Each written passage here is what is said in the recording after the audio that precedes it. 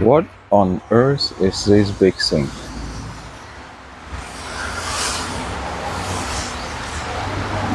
Hello, Rob. Hello, Wolfgang. Good morning. How are you? I'm very good. How are you? What is this monster here I'm seeing? Yes, it's a very good choice of words. Monster. It's a monster. It eats your life alive. It's, you have a life, and you decide to create a beautiful boat, and you get eaten by a monster. So, this is a catamaran, a 15-meter sailing performance cruising cat with composite construction, which means it's made with fiberglass, foam, and carbon fiber to keep it light so it sails well. We started this project about 4 years ago. COVID came along, and that we had to go back to Australia for health reasons during COVID, and then we're back here now finishing it off. It's getting ready to launch it hopefully in a couple of months. 4 years, that's a long time. Yeah, two of them sitting around watching daytime TV during COVID back in Australia. Actually, 2 years of work. Yeah, 2 years, probably 3 years of work. A lot of effort. You built this thing from scratch? From scratch, yes, that's right. How can you do this? Do you have a builder? Are you a shipbuilder yourself? No, you need to find a good designer. So the designer designs the boat, designs the hull shapes mainly. This is the mold of this thing growing in the grass at the yard. That's the mold for the hull. So the hull is constructed. Two hulls are constructed, then they're joined together with the bridge deck, the part underneath. And then you start building the cabin on top, and it's really just pieces of foam, fiberglass on both sides, carbon. Just keep putting them together day after day, 7 days a week. Right, for 2 years. And eventually you have these. Eventually you... Do we have a look inside? Yes, of course. Okay. Of course.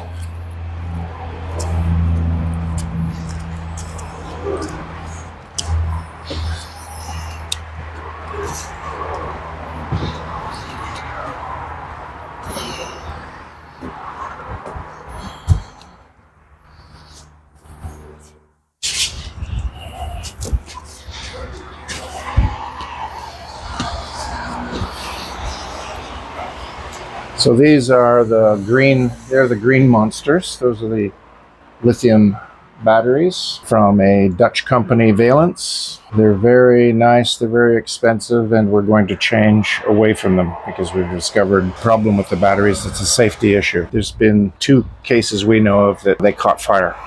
So not a good idea. Luckily the boats weren't lost. Not a good thing if you're on high seas. That's probably the worst thing that can happen, yes. Absolute right. Worst thing. Fire is by far the worst thing that can happen. And you have a good replacement? We're thinking we'll go with Victron batteries. We think so. And we're just finding out how to get them into Thailand now. Because there's many things in Thailand that aren't imported. So.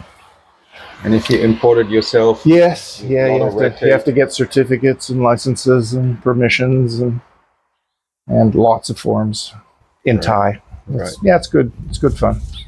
So you need a Thai to help you with that? Yeah, of course. Yes, of course. So this is the cockpit area. It's a bit messy because of all the still doing little jobs. This is the helm station. This is the instruments, the steering wheel. Steering wheel goes here. And winches.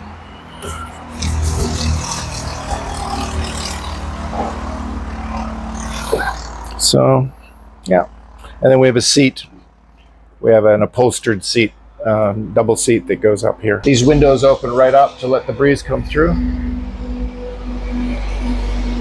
And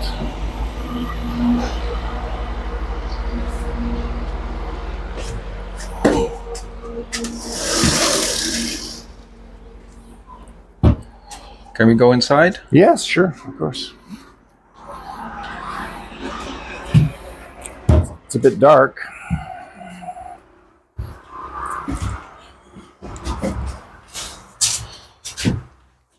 There's the cockpit from inside. That's the navigation station, yes. Very roomy.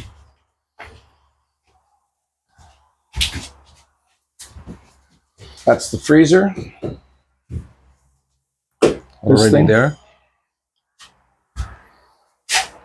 This system has a lightning protection system. So if the boat gets hit by lightning, it's conducted to the water very, very, very, very quickly through large cable connected to the mast that goes straight through to the water.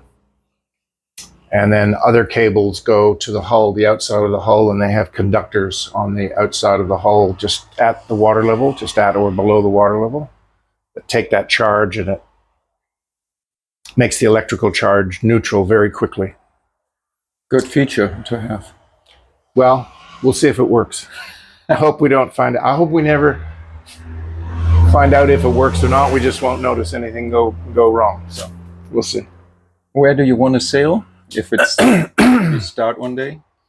We'll test sail the boat around the Thai islands, some beautiful islands up and down Thailand, in the Gulf of Thailand, down towards Malaysia, and then we'll go across to Malaysia, the Anambas Islands, and work our way north or south around Sulawesi, and then we'll get across to Raja Ampat for the scuba diving in Raja Ampat.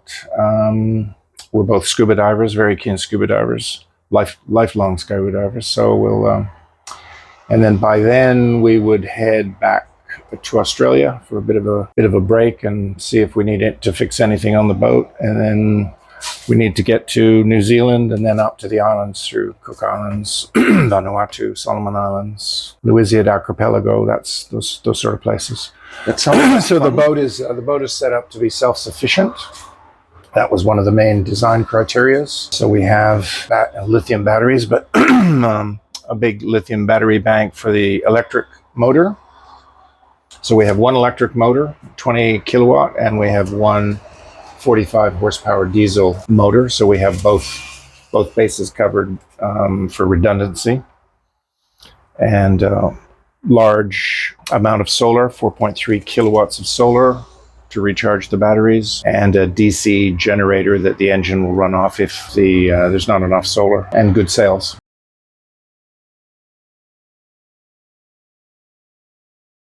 And Let's have a look at the main cabin. Watch your step. All right. Master bedroom.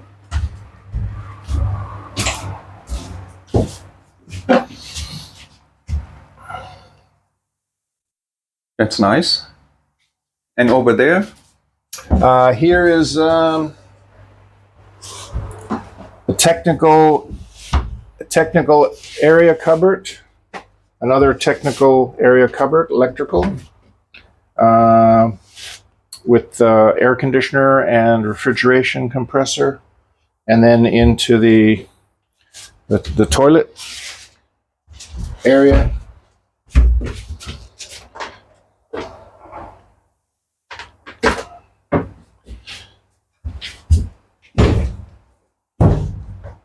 A shower? And the shower. Nice.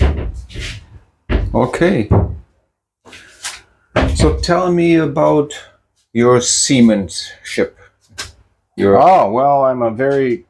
Let's say I'm a very keen student of seamanship, with only a few cruises in this Coral Sea, sailing on catamarans as a crew member. So that's what gave us the urge to do it ourselves on our own boat. Basically, is to cruise long term, to cruise around Australia and the Great Barrier Reef.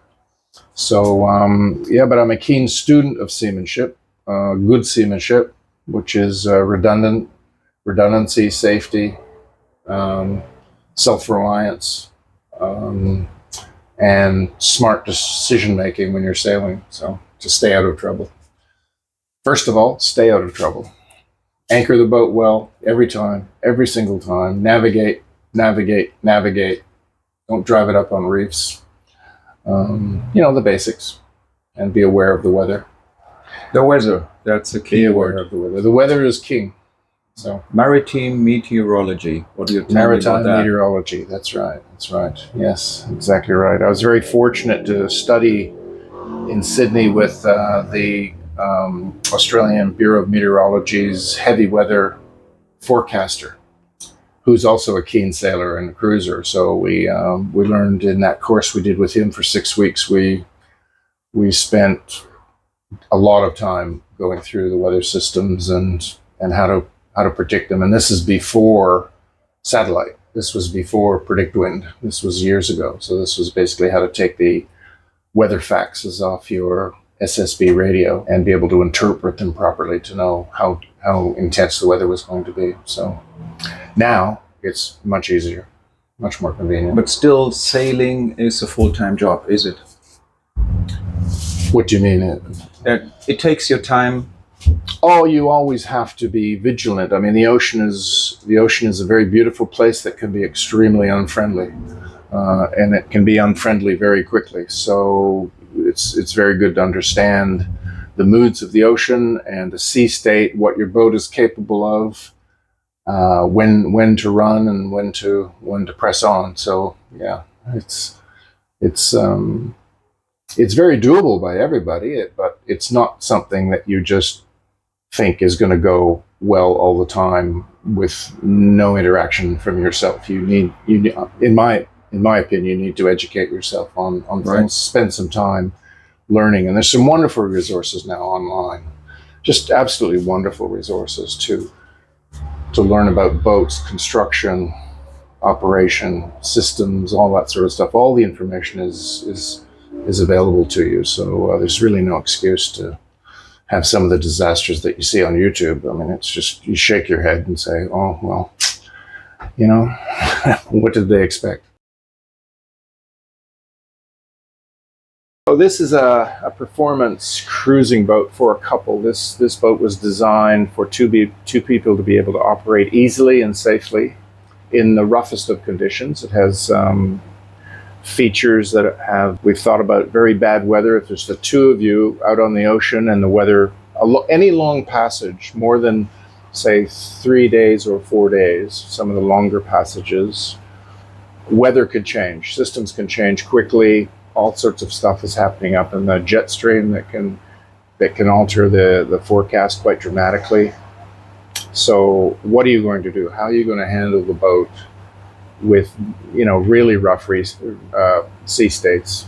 And by that I mean they're breaking waves. They're probably up in Annie and I have experienced 7 or 5 to 7 meter waves, continuously breaking for 2 days on a trip back from Lord Howe Island. So that was very good. We learned how bad it could be really early. So this boat has built-in carbon chain plates for both a sea anchor, which goes out the front of the boat, which is a big parachute that holds you in position against the waves. Or if the decision is much better to run with the weather, we also have Jordan Series drogue, which goes out the back of the boat and is designed to slow you down so that you don't race down the waves and possibly get out of control. And so we don't have 4 cabins. We have 2 real cabins, two queen size cabins, and then a smaller cabin that is a workshop, which is converted to a double bed. Right. Or a 1.5 bed, a king single, I think they call it. So We've seen the master bedroom down here to the right. yeah. Now we go down to the left to look at the other stateroom. Go left. Links. Links, like the Australians say. So this is the propulsion engine, the electric motor propulsion technical area, 48 volt distribution board with a charger inverter, the BMS of the battery system, solar arrays. We have 6 solar arrays, and that is compartmentalized in there. The electric motors below the floor here, and then there's just the bed and storage area. So minimal minimal kind of not luxury accommodations. We keep it, everything, all the furniture is foam, veneer covered foam. Well, from this cabin, you have a nice view out. 4 small windows and over at the head. Nice. And strip lighting, nice soft, but lots of light, but it's very soft light. You don't have light bulbs shining in your eyes. And then there's the head, or the toilet shower wash bowl area here. Down to the right. And this is a bit dark. This has the least windows area. This is the cabin that was the workbench area, a nice big workbench with a built-in vise that we can put in, lots of tool storage underneath, tool and materials, and then an infill piece sits up on here and makes this into a bed area. Just have to remember to take the hammer off the bench before you go to bed.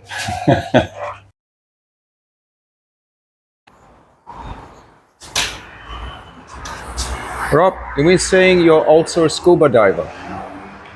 Oh, yes. I was just saying that when you're out doing this kind of cruising, if you're a scuba diver, the other thing you have to think about is that you're on your own. There's probably no helicopter medical service to take you back to a hyperbaric chamber if you get bent or you have some sort of accident. So you also dive quite conservatively. You don't take unnecessary risks. And I was just saying to Wolfgang about, we were 340 nautical miles off the coast of Australia on a remote reef. The boat got the anchor stuck under a bit of a rock ledge, and the skipper asked me to go down and just pull the anchor out so that it would be free and he could pull it up with the windlass. I said, yeah, sure. And I said to him, how deep is it? And he said, oh, it's about 35 meters. And I said, oh, okay, that's a pretty deep dive. So I took an almost full tank, probably I thought was about 80% full, and proceeded down the anchor chain. And it's true, the boat was in about 30 or 35 meters, but we were over the channel where the anchor was, and that was at, I think it was between 50 and 60 meters to the bottom. And just as I got to the bottom, I looked up, and there was the biggest whaler shark I had ever seen. It was huge and fat, and it was zooming me, which means they come in quite aggressively. They have their fins down. And I said, oh, this shark does not want me to be here. I better get out of here. And I said, but I can't leave the anchor. So I went down the last few feet and grabbed the anchor, pulled it out as far as I could, and then headed up. And as I went up, I ran out of air. And I looked on my gauge, and I still had air on my gauge, but I couldn't breathe. So basically I did a free ascent from about 40 meters. And that's something you sort of want to avoid if you're 350 miles away from any possibility of help or rescue if you get bent or have an embolism or any diving accident. But I'm still here. So it went okay, but by luck, not good management. So that's the sort of thing I have in my mind about the risks that you should not take. You have to make those judgment calls from time to time when you're doing remote region cruising. Yeah. Okay. Thank you, Rob, for showing the boat and this interview. Hope to do a second part.